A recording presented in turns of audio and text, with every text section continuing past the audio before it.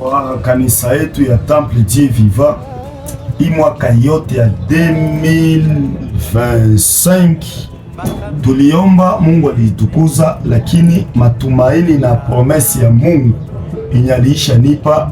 Hii mwaka ya 2026 ni mwaka yenye itakuwa ya ajabu na miujiza ya kutisha kabisa itatokea mu 2026, kwa sababu Mungu ashanipromettre kama mandoa na mandoa, makazi na makazi batu batapata, na miujiza bagonjwa kupona itakuwa kwa ajabu kabisa.